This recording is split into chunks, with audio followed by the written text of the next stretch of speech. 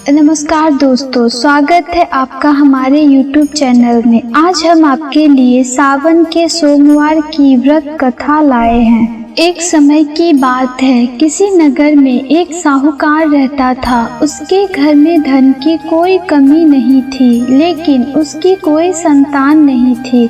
इस कारण वह बहुत दुखी था। पुत्र प्राप्ति के लिए वह प्रत्येक सोमवार व्रत रखता था और पूरी श्रद्धा के साथ शिव मंदिर जाकर भगवान शिव और पार्वती जी की पूजा करता था। उसकी भक्ति देखकर एक दिन माँ पार्वती प्रसन्न हो गई और भगवान शिव से उस साहूकार की मनोकामना पूर्ण करने का आग्रह किया। पार्वती जी की इच्छा सुनकर भगवान शिव ने कहा कि हे पार्वती, इस संसार में हर प्राणी को उसके कर्मों का फल मिलता है और जिसके भाग्य में जो हो उसे भोगना ही पड़ता है। लेकिन पार्वती जी ने साहूकार की भक्ति का मान रखने के लिए उसकी मनोकामना पूर्ण करने की इच्छा जताई। माता पार्वती के आग्रह पर शिव जी ने साहूकार को पुत्र प्राप्ति का वरदान तो दे दिया, लेकिन साथ ही यह भी कहा कि उसके बालक की आयु केवल 12 वर्ष होगी। माता पार्वती और भगवान शिव की बातचीत को साहूकार सुन रहा था। उसे ना तो इस बात की खुशी थी और ना ही दुख। वह पहले की भांति शिव जी की पूजा करता रहा। कुछ समय के बाद साहूकार के घर एक पुत्र का जन्म हुआ। जब वह बालक 11 वर्ष का हुआ तो उसे पढ़ने के लिए काशी भेज दिया गया। साहूकार ने पुत्र के मामा को बुलाकर उसे बहुत सारा धन दिया और कहा कि तुम इस बालक को काशी विद्या प्राप्ति के लिए ले जाओ और मार्ग में यज्ञ कराना। जहाँ भी यज्ञ कराओ वहाँ ब्राह्मणों को भोजन कराते और दक्षिणा देते हुए जाना। दोनों मामा भांजे इसी तरह यज्ञ कराते और ब्राह्मणों को दान दक्षिणा देते काशी की ओर चल पड़े। रात में एक नगर पड़ा जहाँ नगर के राजा की कन्या का विवाह था, लेकिन जिस राजकुमार से उसका विवाह होने वाला था वह एक आँख से काना था। राजकुमार के पिता ने अपने पुत्र के काना होने की बात को छुपाने के लिए एक चाल सोची। साहूकार के पुत्र को देखकर उसके मन में एक विचार आया। उसने सोचा, क्यों न इस लड़के को दूल्हा बनाकर राजकुमारी से विवाह करा दूं। विवाह के बाद इसको धन देकर विदा कर दूंगा और राजकुमारी को अपने नगर ले जाऊंगा। लड़के को दूल्हे के वस्त्र पहनाकर राजकुमारी से विवाह कर दिया गया, लेकिन साहूकार का पुत्र ईमानदार था। उसे यह बात न्याय संगत नहीं लगी। उसने अवसर पाकर राजकुमारी की चुन्नी के पल्ले पर लिखा कि तुम्हारा विवाह तो मेरे साथ हुआ है, लेकिन जिस राजकुमार के साथ तुम्हें भेजा जाएगा वह एक आँख से काना है।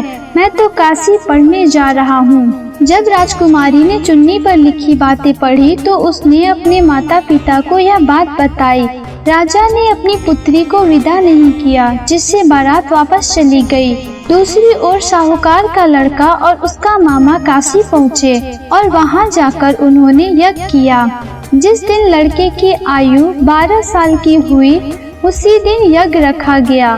लड़के ने अपने मामा से कहा कि मेरी तबीयत कुछ ठीक नहीं है। मामा ने कहा कि तुम अंदर जाकर सो जाओ। शिव जी के वरदान अनुसार कुछ ही देर में उस बालक के प्राण निकल गए। मृत भांजे को देख उसके मामा ने विलाप शुरू किया। संयोगवश उसी समय शिव जी और माता पार्वती उधर से जा रहे थे। पार्वती ने भगवान से कहा, स्वामी, मुझे इसके रोने का स्वर सहन नहीं हो रहा।